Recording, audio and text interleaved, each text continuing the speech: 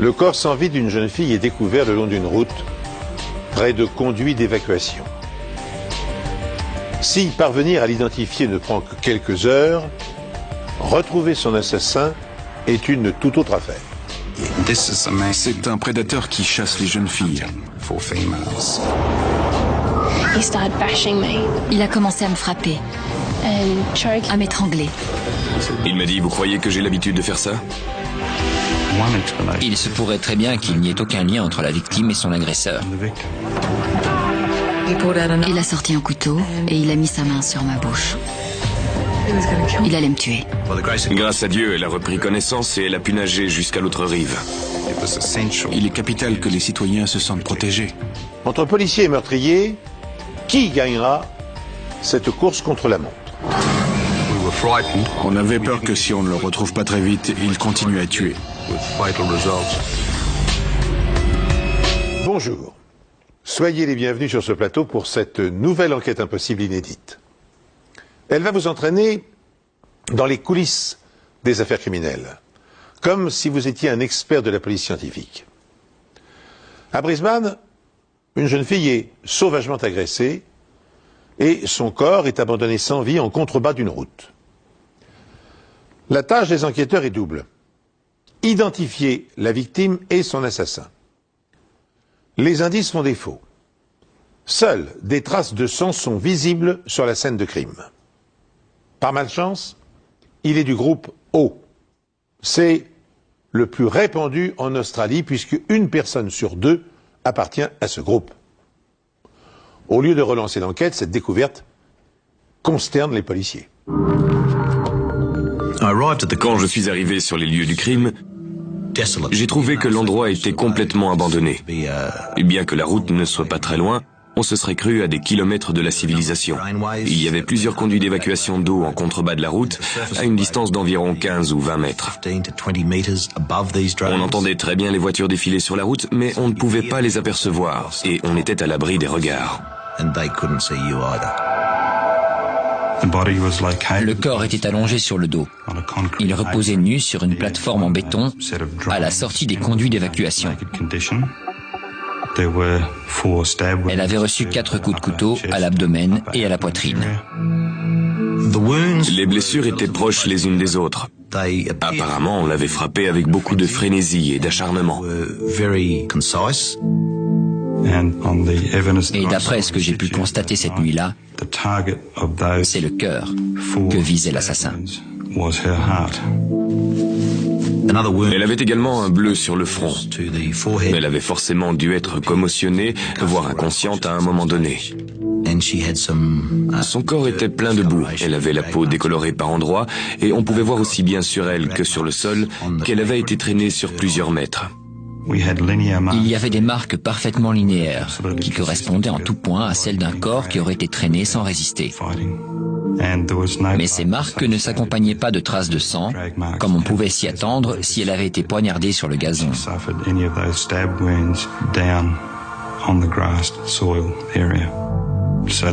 Tous ces indices tendaient à démontrer que l'agression sexuelle, autrement dit le viol, s'était produit quelque part dans l'herbe. Et que la victime avait été ensuite traînée sur le ventre sur une courte distance jusqu'à la plateforme en béton. C'est à cet endroit que l'assassin l'avait achevée à coups de couteau dans la poitrine. La jeune fille s'était fait une coiffure hérissée, dans le style gothique. Elle s'était maquillée les yeux en noir. Bref, elle avait tout l'air de quelqu'un qui comptait sortir ce soir-là. Aucun sac à main, portefeuille ou vêtement n'est retrouvé qui permettent d'identifier la jeune fille. Mais alors qu'elle est transportée à la morgue, Mike McKay reçoit un appel. La police de Wynnum nous a informé de la disparition d'une jeune fille du nom de Janet Phillips.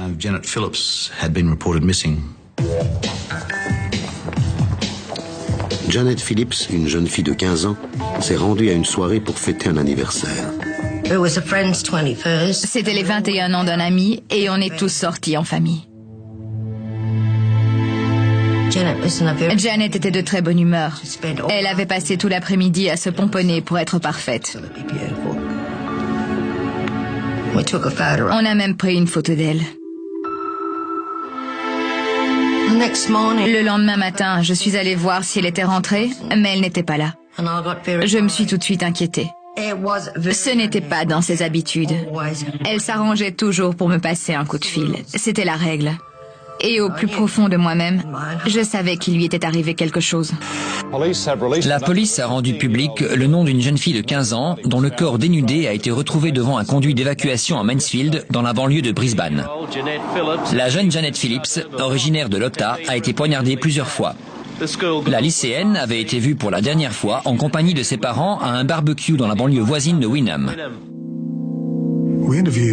On a interrogé tous ceux qui se trouvaient à la fête le soir du 18 juillet, aussi bien les hommes que les femmes. On voulait savoir si l'un des invités aurait pu être responsable de la mort de Janet. Il semblait que Janet s'était bien amusée. Elle n'avait pas bu une goutte d'alcool, que du soda. Je suis partie de la fête vers 23h. Je lui ai demandé si elle voulait rentrer avec moi, mais elle voulait rester avec son père. Vers 23h30, une bagarre a éclaté entre son père et deux hommes qui étaient venus à la fête sans invitation. Janet s'est énervée, cet incident l'a complètement retournée. Et c'est à ce moment-là qu'elle a quitté la fête. Elle était complètement bouleversée.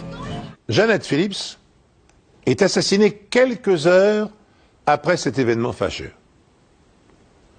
Les policiers doivent-ils orienter leurs recherches en direction des invités de la fête, notamment vers les deux hommes qui ont provoqué la bagarre? Ou doivent-ils envisager que l'adolescente a croisé son agresseur quelque part sur la route du retour?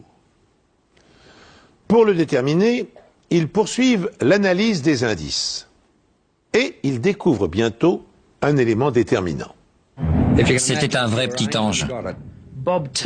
Voilà comment Bob Turner nous a décrit sa jeune nièce de 15 ans, retrouvée poignardée à mort à la sortie de l'autoroute hier en fin d'après-midi. Deux jeunes garçons ont trouvé le corps dans un conduit d'évacuation à la tombée de la nuit.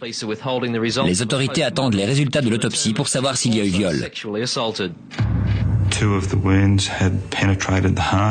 Elle a reçu 2 coups de couteau en plein cœur, dont l'un a complètement transpercé l'organe. Ce qui me laisse penser que la lame devait faire entre 11 et 14 cm de longueur, pour une largeur d'environ 2 cm. Ça devait être quelque chose comme un couteau de plongée. Après avoir perdu connaissance à cause d'un violent coup à la tête, Janet n'a rien pu faire pour se défendre. Et si l'assassin n'a laissé aucun cheveu, ni aucune fibre sur le lieu du crime, il a laissé des traces de sperme. Janet a donc bien été violée. Ce n'était pas le genre de fille à faire n'importe quoi, à disparaître comme ça. Ses parents ont toujours été très stricts avec elle. Ça n'aurait jamais dû arriver à une fille comme elle. Le lendemain, on est venu inspecter la scène du crime une deuxième fois, mais cette fois à la lumière du jour. On a commencé par passer le périmètre au peigne fin. On a ramassé des boucles d'oreilles et des boutons de chemise près de l'endroit où on avait retrouvé le corps de Janet.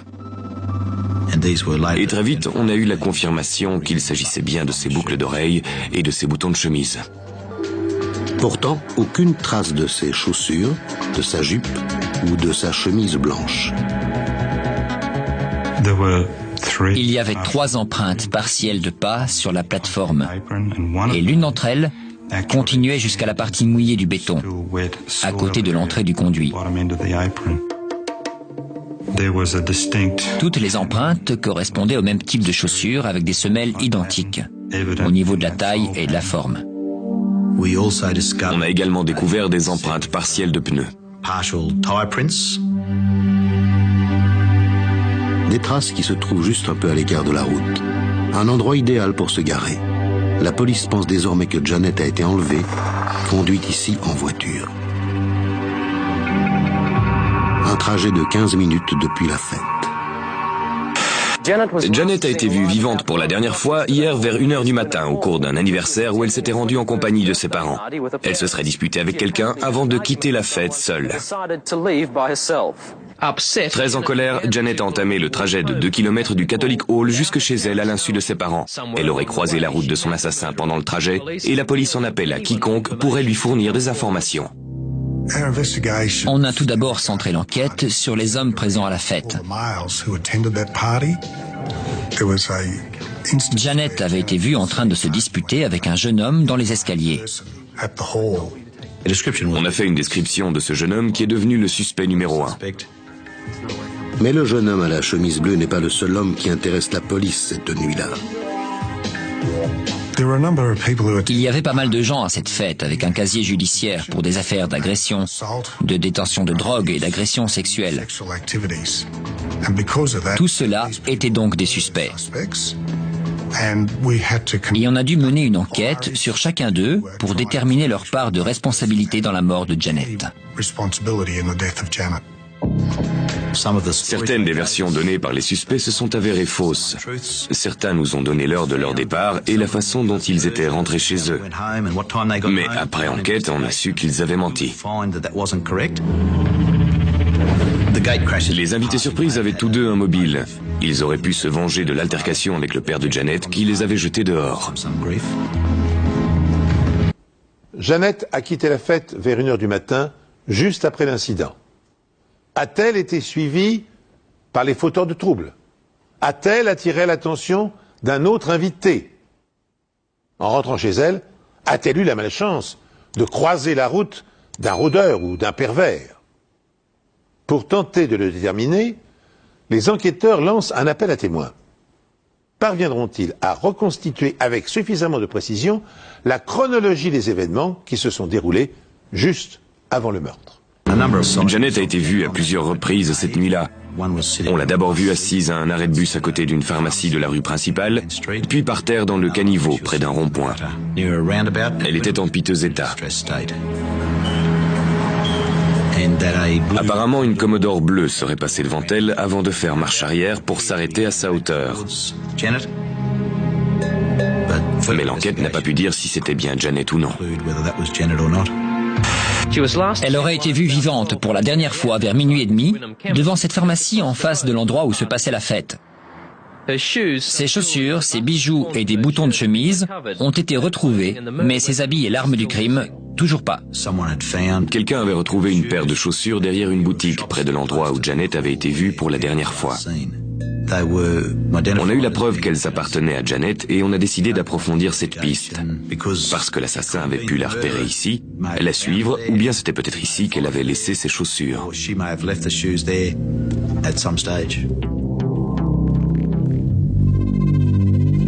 Ensuite, Janet est aperçue un peu plus loin. Une jeune fille qui rentrait assez tard d'une soirée avec son petit ami, il devait être environ 00h10, aurait vu Janet marcher de l'autre côté de la rue. Elle avait son haut blanc, sa jupe noire et elle marchait pieds nus. Elle descendait Chestnut Street et elle aurait tourné à droite en direction de l'esplanade. L'esplanade est dans la direction opposée de la maison de Janet. Si c'est bien la jeune adolescente qui a été aperçue ici, son errance a-t-elle pu la mener tout droit dans les griffes du tueur?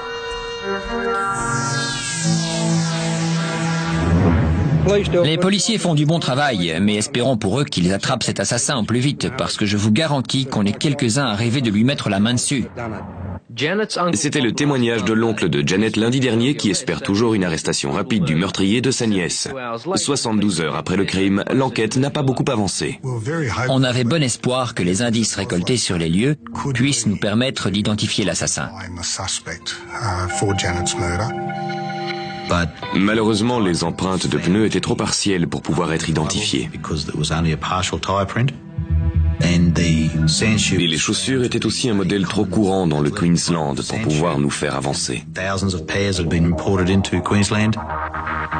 L'enquête piétinait et ça devenait vraiment frustrant. La fouille minutieuse de plusieurs étangs proches des lieux du crime n'a rien donné non plus. Les vêtements et l'arme du crime n'ont toujours pas été retrouvés.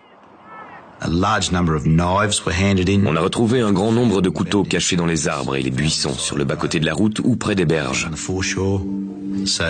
On a donc vérifié la provenance et les antécédents de chaque couteau et déterminé si ces caractéristiques correspondaient aux blessures de Janet.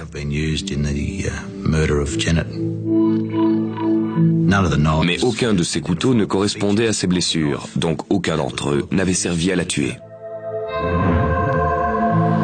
La police est certaine d'au moins une chose, le tueur est un homme. On a fait faire des analyses sur le sperme qui nous ont permis de savoir que l'homme était du groupe sanguin O.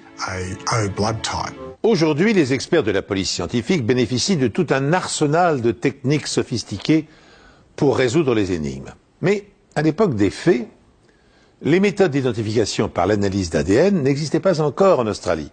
Par conséquent, le tueur de Brisbane ne peut pas être identifié grâce au sperme et au sang laissés sur la scène de crime. Il faut rappeler pour mémoire que la double hélice de l'ADN a été découverte en 1953 et que son emploi dans les affaires criminelles n'a été expérimenté en Grande-Bretagne qu'à partir de 1987 par le biologiste Alex Jeffries. Et à cette occasion, Jeffries avait permis d'innocenter un suspect en réalisant des tests auprès de 5000 hommes. Dans l'affaire qui nous intéresse, les policiers doivent se contenter de trier les hommes présents à la soirée fatale en fonction de leur groupe sanguin. On a demandé aux hommes présents à la fête de bien vouloir nous donner leur sang et leur salive.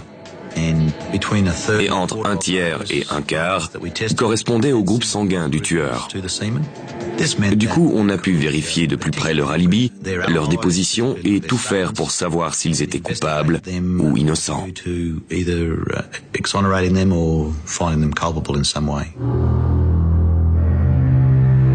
Et il reste la possibilité que le tueur soit un inconnu, un paramètre que la police scientifique a pris en compte dès que le corps de la victime a été découvert. Il m'a tout de suite semblé que l'assassin n'avait rien fait de spécial pour dissimuler le corps. Il avait été abandonné sous un pont sur une des artères principales de l'autoroute. Quelqu'un allait forcément le découvrir tôt ou tard. Ça voulait tout simplement dire que le tueur ne se souciait vraiment pas du fait qu'on identifie la victime. Et je ne vois qu'une explication à ça. Il n'y avait aucun lien entre la victime et son assassin. Dans le cadre de l'enquête, on s'est aussi intéressé aux criminels récemment libérés de prison. Et l'un d'entre eux s'appelait Lloyd Clark Fletcher. Lloyd Fletcher avait été condamné pour viol et tentative de meurtre sur une jeune fille dans la banlieue d'Innersville.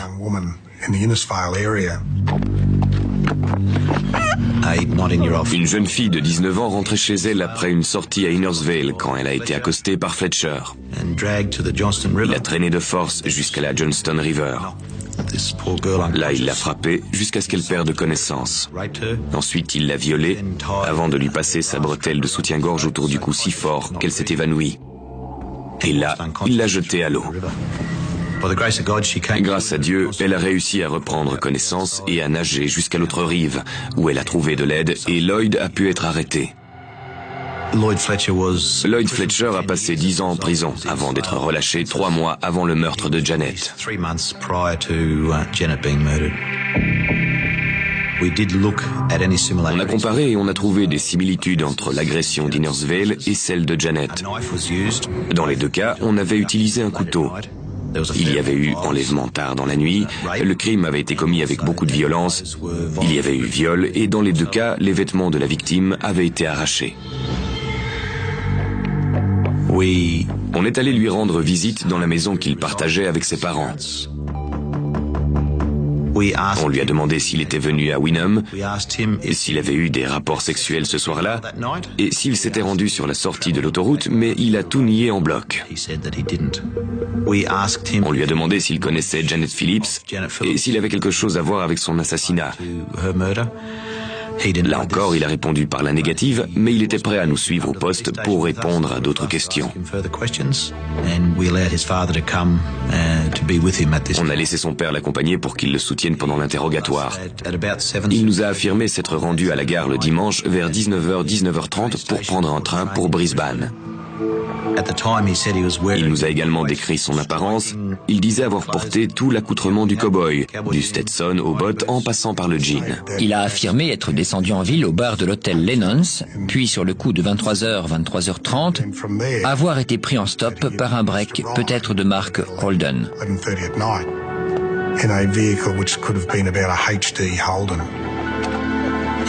Mais il n'a pas pu nous dire qui était le chauffeur, ni nous dire où il habitait, ou encore nous donner des précisions sur la voiture. Il a déclaré être rentré chez lui vers 23h30, ce que ses parents ont confirmé. On a pris sa déposition par écrit, mais il a refusé de la signer. Pourtant, il accepte sans faire d'histoire de donner un échantillon de son sang. Les analyses faites sur le sang de Lloyd Fletcher ont révélé qu'il appartenait au même groupe sanguin que celui du sperme retrouvé sur la scène du crime. Lloyd Clark Fletcher n'ignore vraisemblablement pas que le sang d'un Australien sur deux appartient au groupe O. Il peut donc accepter sans risque de se soumettre à une analyse biologique. Effectivement, bien que le test soit positif, il est insuffisant pour l'accuser du meurtre de Jeannette, car 20 autres hommes présents à la fête répondent aux mêmes critères.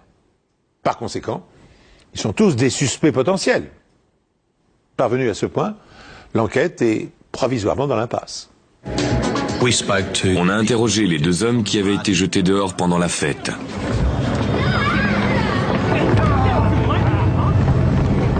Ils ont fait une déposition, nous ont fourni un alibi qu'on a bien sûr vérifié. La police vérifie également les alibis de tous les hommes présents à l'anniversaire. Mais la version de Lloyd Fletcher est tout sauf convaincante. Il nous a dit qu'il s'était rendu en ville dans un hôtel habillé en cow-boy. Un accoutrement qui ne pouvait pas passer inaperçu. On est allé à l'hôtel et personne ne se souvenait de ça. Personne ne se souvenait de lui ou d'avoir vu quelqu'un porter ce genre de vêtements.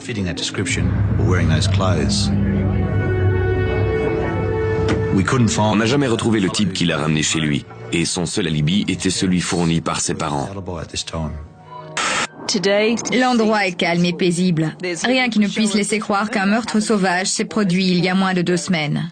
Malgré les efforts soutenus de 20 inspecteurs, l'assassin de Janet Phillips n'a toujours pas été retrouvé.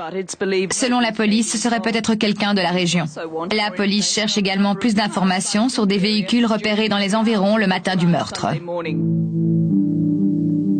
On a décidé de mettre un panneau sur le bas-côté dans l'espoir que peut-être ça déciderait ceux qui ont vu quelque chose à se manifester.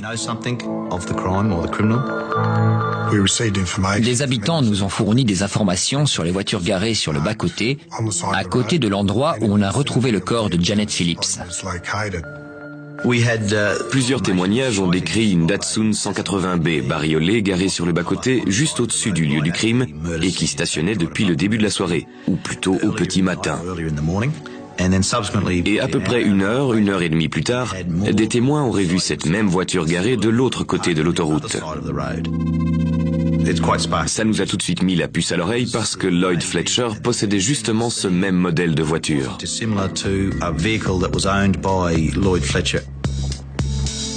Les inspecteurs ont vu exactement la même voiture chez Lloyd Fletcher. Celui-ci a affirmé ne pas s'être servi de sa voiture la nuit du crime, préférant prendre le train et faire du stop. On a emmené sa voiture pour l'analyser. On espérait trouver des cheveux ou des fibres qui auraient pu tomber des vêtements de Janet. Malheureusement, on n'a rien trouvé dans la voiture qui fasse avancer l'enquête. Bien qu'aucune charge ne puisse être retenue contre Lloyd Fletcher, la police continue de le surveiller étroitement. Après tout, Fletcher n'a-t-il pas été déjà arrêté et condamné pour l'agression d'une autre jeune fille dans des conditions étrangement similaires?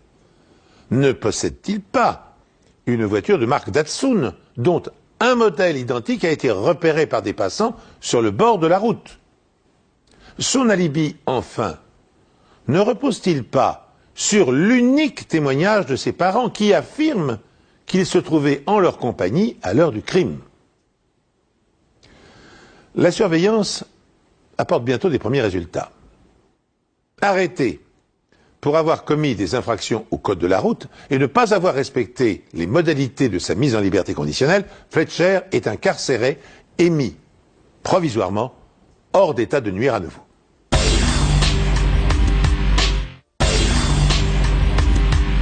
Le 19 juillet de l'année dernière, le corps dénudé de Janet Phillips a été retrouvé près d'un conduit d'évacuation à la sortie de l'autoroute de Mansfield. Aujourd'hui, un pathologiste est venu expliquer à la cour qu'elle avait tout d'abord été frappée jusqu'à perdre connaissance, puis traînée sur plusieurs mètres jusqu'au conduit et enfin poignardée à 4 reprises.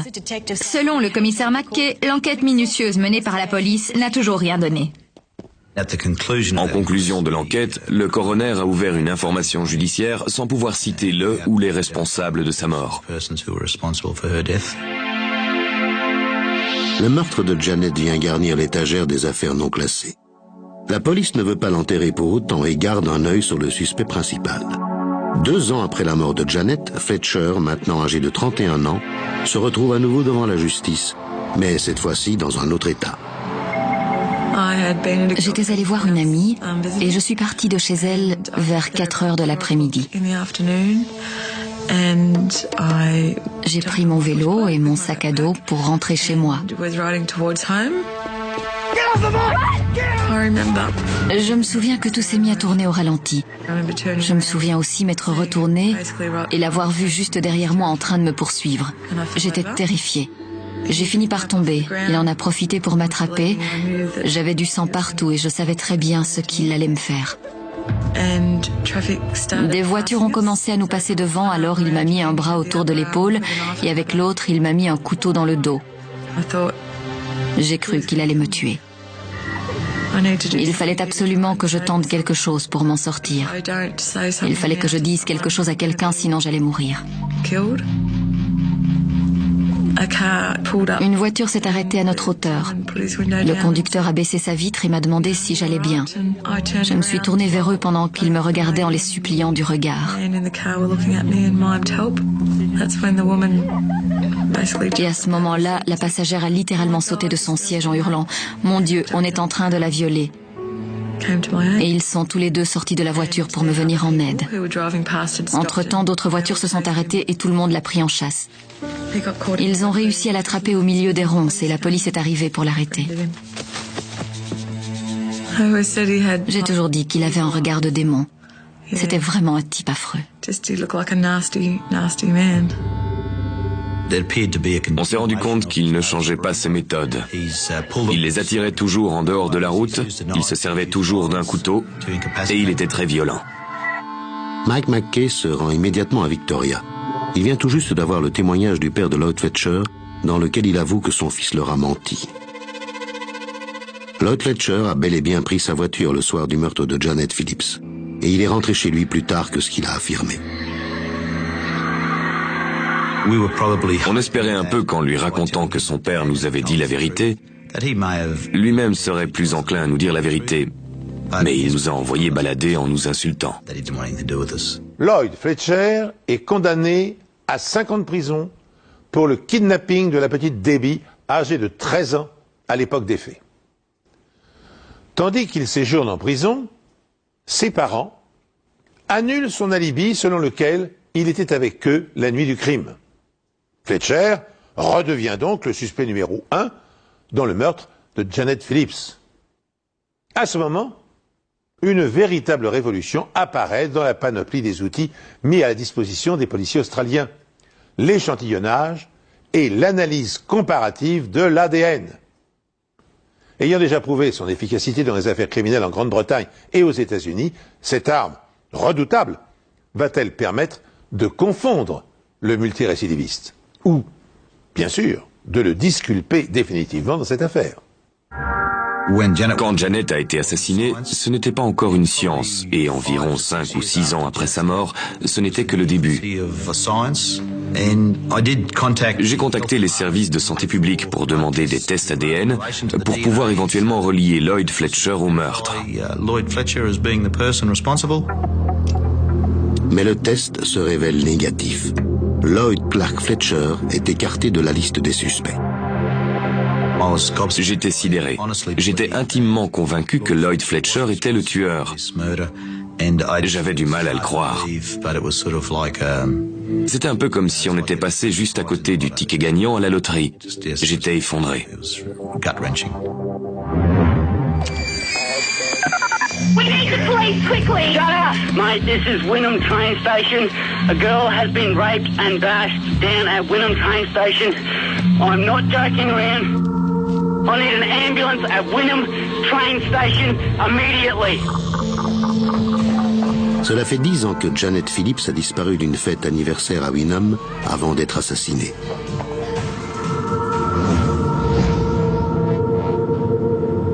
C'est maintenant au tour d'une autre jeune fille d'être agressée dans le même secteur. Elle attendait seule sur le quai de la gare. Elle dit avoir vu une voiture se garer sur le parking, puis elle a vu un homme traverser le pont, mais elle n'y a pas prêté grande attention. Elle s'est replongée dans la lecture de son livre.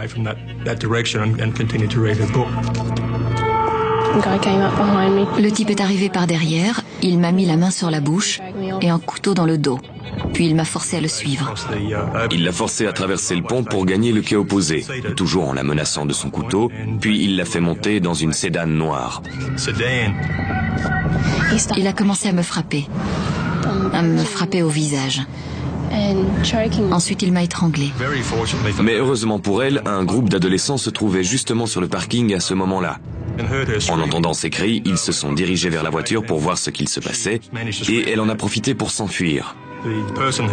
L'homme qui essayait de l'enlever a sauté dans sa voiture et il est parti dans un crissement de pneus.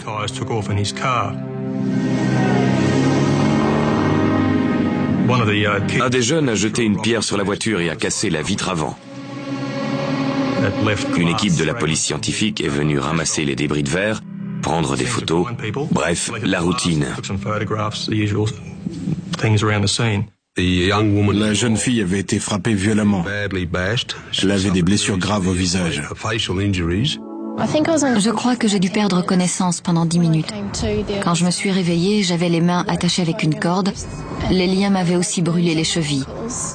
Et là, je commençais à me dire que j'allais devenir un de ces corps qu'on repêche dans le port. Après avoir recueilli le témoignage des 4 adolescents et d'Anna, on a établi une sorte de portrait robot de l'agresseur. Ils l'ont tous décrit comme un homme de taille moyenne, avec des cheveux bruns, un peu grisonnants et une barbe. La voiture était de couleur sombre, peut-être une Nissan d'après les témoins. Au cours d'une horrible agression à la gare de Wynnum, une adolescente de 16 ans a été enlevée sous la menace d'un couteau. Elle a heureusement réussi à s'échapper. On a volontairement surexposé l'affaire dans les médias. Ça a marché parce qu'on a fini par recevoir un appel anonyme très intéressant. Cette personne m'a dit qu'elle pensait que l'agresseur se nommait Lloyd Fletcher. Et dès que j'ai entendu ce nom, ça a fait tilt dans mon esprit parce que je me souvenais qu'il avait été impliqué dans une affaire similaire en 77 dans le Queensland. Il avait été suspecté du meurtre de Janet Phillips et il avait été condamné pour tentative d'enlèvement d'une jeune fille dans l'état de Victoria. Lloyd Fletcher a été libéré d'une prison de l'état de Victoria après n'avoir fait que 3 ans sur les 5 prévus. 4 ans plus tard, la police retourne le voir chez ses parents. Lloyd Clark Fletcher est venu nous rejoindre sous la véranda et il m'a tout de suite surpris en me disant « Je savais que vous viendriez ». Je lui ai demandé pourquoi et il m'a répondu « Vous croyez que c'est dans mes habitudes de faire ça ?» Il nous a raconté qu'il était allé dans une boîte de nuit de la ville, qu'il avait bu quelques whisky, seul, sans parler à personne. Ce qui m'a frappé, c'est qu'il avait donné quasiment la même version en 77. Il nous a laissé emmener sa voiture de marque Nissan au labo. Elle était d'une affreuse couleur noire. Même l'intérieur était tout noir. Ce n'est sûrement pas le genre de voiture que j'aurais conduit, surtout quand on veut trouver une nouvelle copine. Il n'y avait que du noir partout. La couleur sombre et l'allure de la voiture sont très proches de la description des témoins de la gare. Mais il y a un problème. Les vitres de la voiture sont en parfait état. La jeune femme qui avait téléphoné nous a rappelé. En fait, c'était une nièce de Lloyd Fletcher. Il l'avait appelée le dimanche matin très tôt pour lui dire qu'il voulait passer la voir. Il est arrivé avec du sang sur ses vêtements et une vitre de sa voiture brisée. Il lui a raconté qu'il s'était retrouvé au milieu d'une bagarre et que sa vitre aurait été brisée par un projectile. D'après elle, il a retiré les housses de ses sièges de voiture et il est parti faire changer la vitre. Avant de partir, il met ses vêtements tachés de sang à la machine et il emprunte l'aspirateur de sa nièce pour nettoyer sa voiture. À mon avis, s'il a accepté de nous laisser voir sa voiture, c'est parce qu'il l'avait nettoyée de fond en comble, qu'il avait eu le temps de changer la vitre, et il était sûr qu'on ne trouverait aucune preuve. L'aspirateur est aussitôt saisi par les autorités. À l'intérieur, la police trouve de nombreux fragments de verre.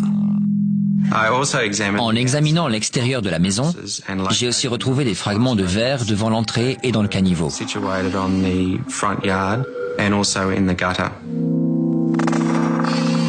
Il faut maintenant prouver que Fletcher a bien fait poser une nouvelle vitre. Il a affirmé à la police qu'il n'avait pas remplacé le moindre élément de sa voiture. Quand les vitres d'origine sont posées sur une voiture au moment de l'assemblage, elles ont toutes un code unique. Et ici, la vitre côté conducteur avait un code différent de celui des trois autres. J'ai tout de suite pensé que la vitre côté conducteur avait été remplacée. Fletcher a menti. Et ce n'est pas tout. À la suite de ma découverte, j'ai démonté la garniture de portière côté conducteur. Et j'ai remarqué qu'il y avait des fragments de verre dans le cadre de la porte. Jamais les experts scientifiques n'ont été aussi près de leur but, inculper Fletcher et mettre fin à ses multiples agressions. Mais leurs soupçons sont insuffisants. Il leur manque une preuve matérielle irréfutable pour pouvoir le confondre. Les fragments de verre du pare-brise de sa voiture retrouvés sur le lieu de l'agression d'Anna et dans l'aspirateur de sa nièce vont-ils permettre aux experts de mettre en place la dernière pièce du puzzle?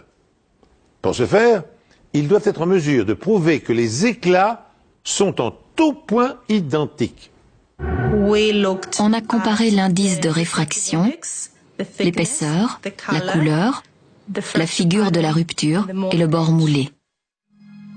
Et après toutes ces analyses, on en a conclu que le verre de la scène de crime était identique à celui de la vitre.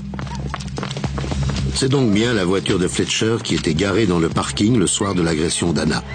Et l'intérieur de la voiture va venir confirmer la thèse de la police. Visiblement, le propriétaire s'était donné beaucoup de mal pour tout nettoyer. Mais il restait quand même quelques traces de sang dans des recoins. On a comparé l'ADN de ce sang à celui de la victime et ils étaient parfaitement identiques. La police retourne chez les parents de Fletcher avec un mandat d'arrêt. Mais le suspect a disparu. On avait peur que si on ne le retrouve pas très vite, il continue à tuer.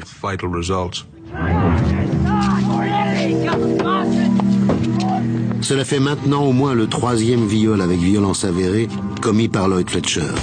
La police sait que non seulement ce genre d'individu ne s'arrête pas, mais que la violence monte en intensité et que l'écart entre les crimes diminue.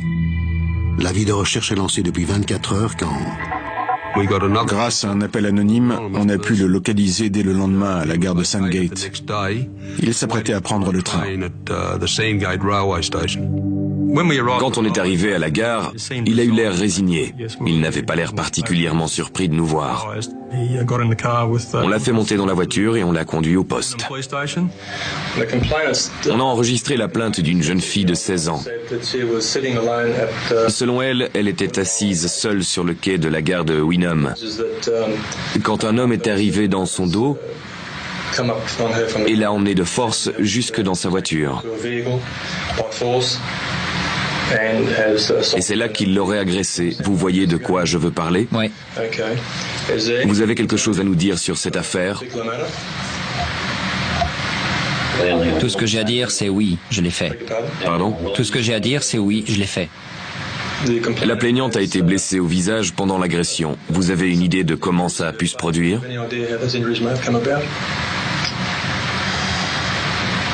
C'est moi qui l'ai agressé. Vous pouvez me dire comment? Je l'ai frappé. La jeune fille a affirmé que son agresseur l'avait étranglée jusqu'à lui faire perdre connaissance.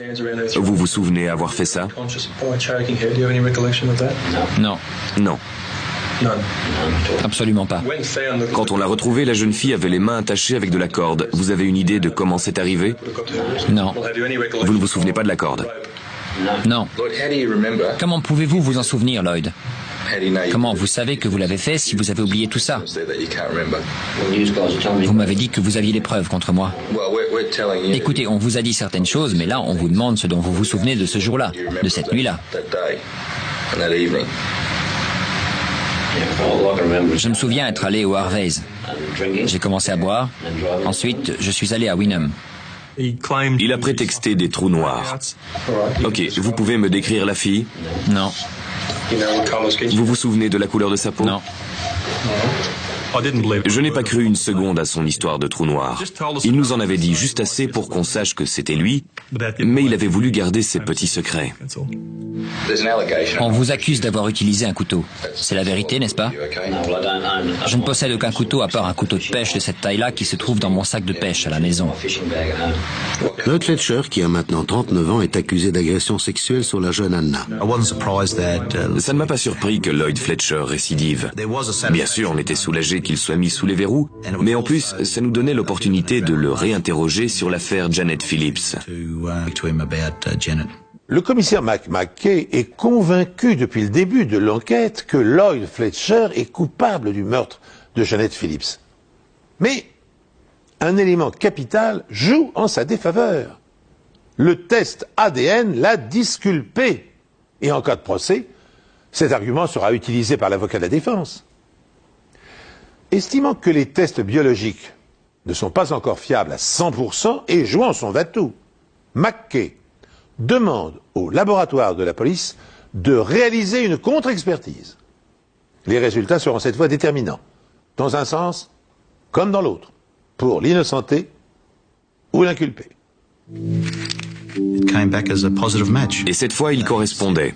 Il y avait une chance sur 4,9 millions que ce ne soit pas le sien. Du coup, on leur a demandé ce qu'il s'était passé la première fois.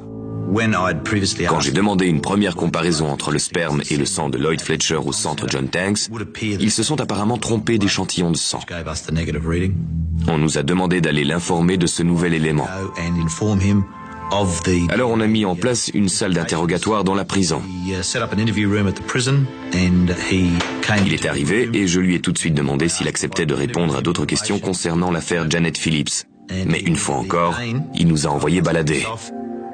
Il a refusé catégoriquement de parler à Michael ou à moi. Il ne voulait pas entendre parler de nous. Apparemment, il l'avait déjà interrogé à plusieurs reprises. Et il n'avait pas l'air du tout de les apprécier. Il accepte finalement d'être interrogé par Peter Scanlon. Le type du labo a comparé les échantillons de sang. Les résultats montrent une correspondance entre le sperme retrouvé dans le corps de Janet Phillips et votre sang. Vous pouvez nous expliquer pourquoi un scientifique qualifié en arrive à ce résultat? Non. Vous me dites que c'est ce qu'il a trouvé. Comment je pourrais prouver le contraire? De mémoire, vous ne vous souvenez pas être allé à Wynnum cette nuit-là? Non. Vous n'étiez pas sur la sortie de l'autoroute? Non. Et vous êtes sûr de ne pas connaître une Janet Phillips? Non. Vous avez couché avec une fille ce week-end-là? Je ne suis sorti avec personne cette nuit-là. Donc vous ne l'avez pas tuée? Non. À la suite de cet ultime interrogatoire, on a décidé qu'on avait assez d'éléments pour inculper Lloyd Clark Fletcher du meurtre de Janet Phillips. L'accusé, un ancien ouvrier de 39 ans, a été escorté ce matin par la police au tribunal de Wynnum. Il a pu entendre les charges de meurtre qui pèsent contre lui. L'affaire remonte à juillet 87 quand Lloyd Clark Fletcher aurait enlevé, violé puis poignardé à mort la jeune Janet Phillips âgée de 15 ans. On n'abandonne pas, on n'oublie pas et de temps en temps, ça nous réussit. Je n'arrivais pas à y croire. Après toutes ces années, c'était bien lui. 12 ans de cavale. Il a plaidé non coupable. Paul Rutledge, substitut du procureur, a déclaré qu'en violant Janet Phillips, l'agresseur avait laissé sa marque. Mais 10 ans auparavant, il manquait un nom sur la carte de visite. Lloyd Clark Fletcher aura violé, assassiné puis abandonné le corps de Janet Phillips en pensant n'avoir pris aucun risque. À cette époque-là, il ne risquait rien parce que personne ne l'avait vu l'agresser. Personne ne l'avait vu la sortir de la voiture. Et de son point de vue, il n'avait laissé aucune trace permettant de le relier au crime. Mais tout ça, c'était avant l'ADN. Lloyd Clark Fletcher est un prédateur sadique et pervers de la pire espèce. Hier soir, un jury de la Cour suprême l'a reconnu coupable du viol et du meurtre de Janet Phillips, 15 ans. Il a été condamné à la prison à vie. L'accusation estime que si la condamnation à la prison à vie n'est pas assortie d'une peine incompressible, Fletcher risque de bénéficier un jour d'une mise en liberté conditionnelle et de récidiver aussitôt. Pour faire valoir la dangerosité de l'accusé et lui porter le coup de grâce, Paul Rutledge, le substitut du procureur, va donc lier l'agression de la jeune Anna au meurtre de Janet. Je n'ai fait qu'instruire l'affaire Anna devant la cour. J'ai mis l'accent sur le nombre malsain d'agressions qu'il avait pu commettre sur des femmes.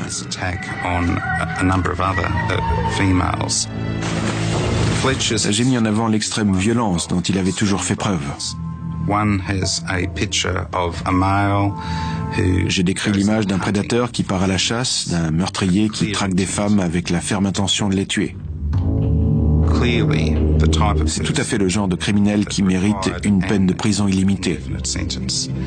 Il représente clairement un danger pour la société. Aujourd'hui, un grand jury a mis un terme définitif au crime horrible de Fletcher en le condamnant à une peine illimitée. Il mourra donc en prison. Lloyd Clark Fletcher va enfin payer pour les crimes qu'il a commis pendant 20 ans. Mais en regardant son histoire de plus près, la police reste convaincue qu'elle n'est pas au bout de ses surprises. Dans la police, on dit souvent qu'on se fait rarement attraper pour tous ces crimes. Et je reste convaincu qu'il en a commis encore bien d'autres. Malheureusement, on n'a aucune preuve. Si je me fie à mon expérience, je pense qu'on doit lui poser d'autres questions et qu'il est loin de nous avoir tout dit. Je pense qu'il récidivera si on le laisse sortir un jour. Il est à sa place en prison.